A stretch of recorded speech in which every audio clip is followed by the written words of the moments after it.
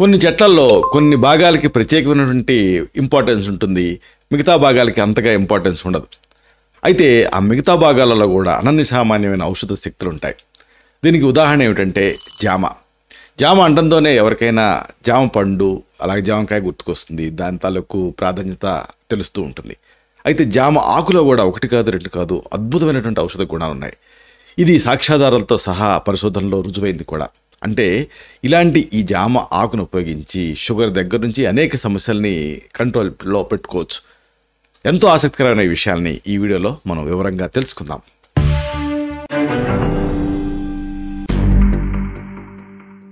మిత్రులారా నమస్కారం. నేను మీ డాక్టర్ చిరుమామిళ్ళ మురళీ మనోహర్. ఈ వీడియోలో మనం తెలుసుకోబోతుంది చాలా అమేజింగ్ విషయం.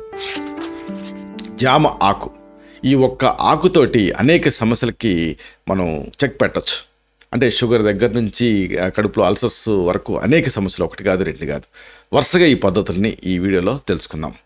చూడండి, ప్రకృతి మనకి ఆరోగ్యాన్ని ఇచ్చింది. ఆరోగ్యానికి సహాయపడేటువంటి ఎన్నో చెట్లను ఇచ్చింది.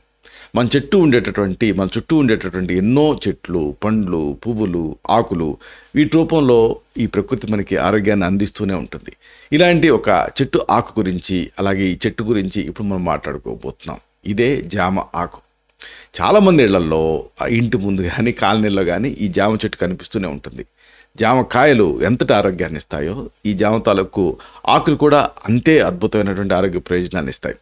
పైగా ఒకంత ప్రత్యేకమైనటువంటి ప్రయోజనాలు కూడా ఈ జామ ఆకుతోటి మనం ఎక్స్పెక్ట్ చేయొచ్చు.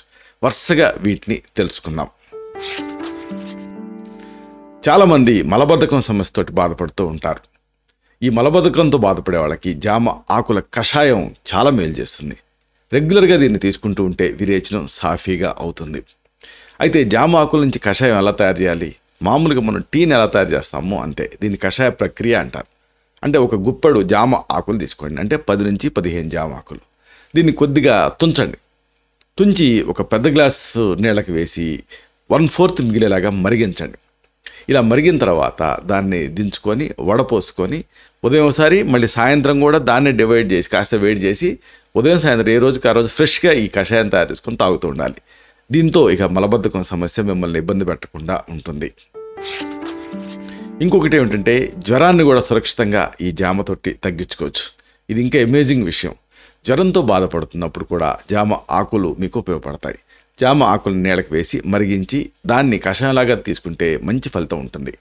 ఇది అంతే. ఒక 10 నుంచి 15 జామ ఆకుల్ని ఒక పెద్ద గ్లాస్ నీళ్ళకి వేసి పావు గ్లాస్ అయ్యేంత వరకు మరిగించి వడపోసుకొని దీనికి కాస్త తేనె కలుపుకొని తీసుకోవాలి.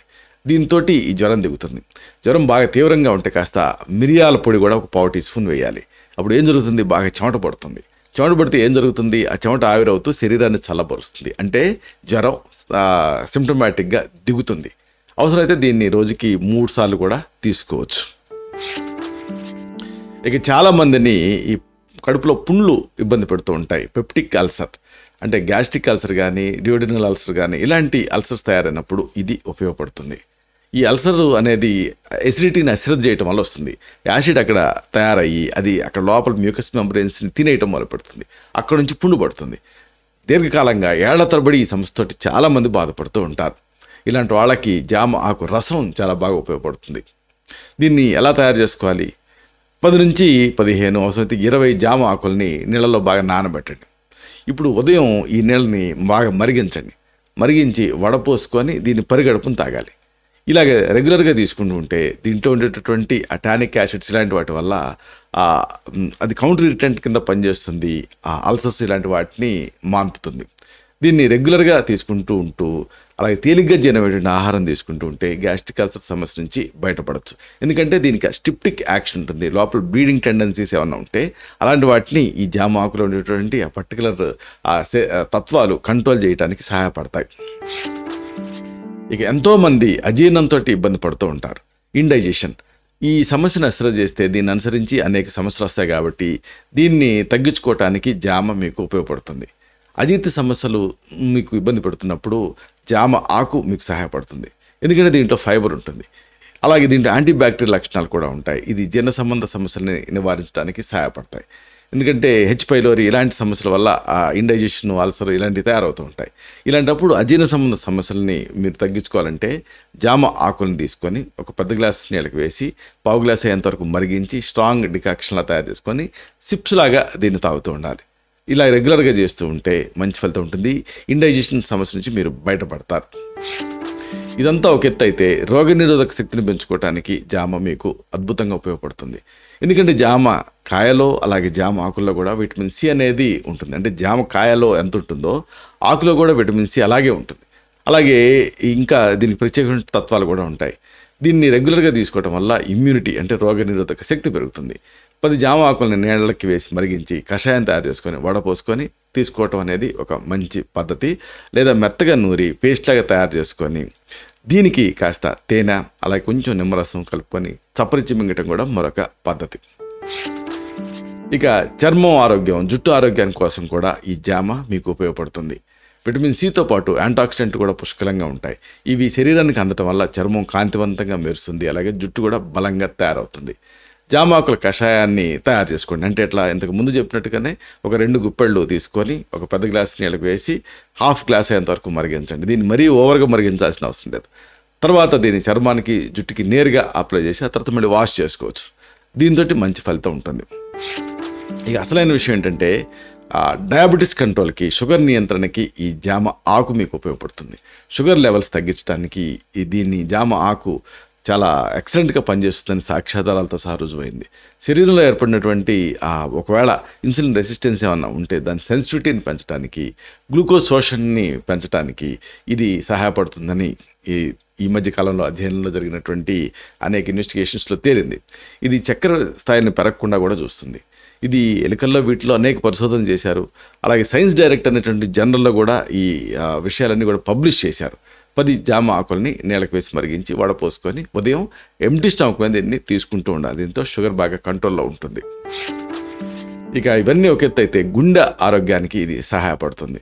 గుండె ఆరోగ్యాన్ని కాపాడుకోవడానికి జామ ఆకు చాలా యూజ్ఫుల్గా ఉంటుందని తేలింది.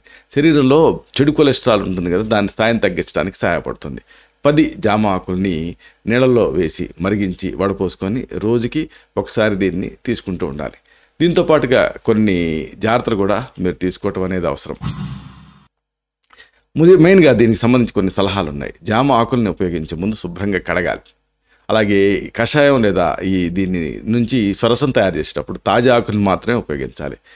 అయితే ఏదైనా ఒక సమస్య మిమ్మల్ని 15 రోజులకి మించి ఇబ్బంది పెడుతూ ఉంటే మాత్రం అప్పుడు దాని వరకు ఇతర కారణాలు ఉండేటువంటి అవకాశం ఉంటుంది. కాబట్టి తప్పనిసరిగా వైద్య సహాయం పొందడం అనేది అవసరం.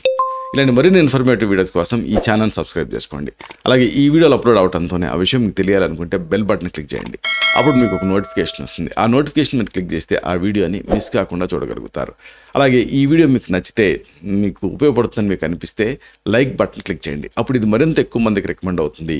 ఈ వీడియో తలకు పర్పస్ సర్వ్ అవుతుంది. అంటే అందరికీ ఆరోగ్యం అన్న మన అభిలాష, మన ఆకాంక్ష నెరవేరుతాయి. అలాగే మరొక ముఖ్యమైన విషయం, మీ ఇంటి పరిసరాల్లో కానీ, మీ ఇంటి లోగిల్లో కానీ, మీ ఇంటి బయట కానీ ఎక్కడన్నా జామ చెట్టును మీరు చూసారా? ఒకవేళ ఆ జామ తాలూకు ఆ కాయలు మీరు తిన్నారు సరే, ఇంకా ఏ భాగానైనా మీరు ఉపయోగించారా? లైక్ జామ ఆకులు లేదా అసలు జామ కాయని మీరు కేవలం ఆహారంగా కాకుండా ఇంకా దేనికైనా వాడారా? వాడితే మీ అనుభవం ఏమిటి? ఇలాంటి మీ ఎక్స్పీరియన్సెస్ని కామెంట్ సెక్షన్లో పోస్ట్ చేస్తే అది ఇతర మన తోటి సబ్స్క్రైబర్స్కి ఫస్ట్ హ్యాండ్ ఇన్ఫర్మేషన్ లాగా ఉపయోగపడుతుంది.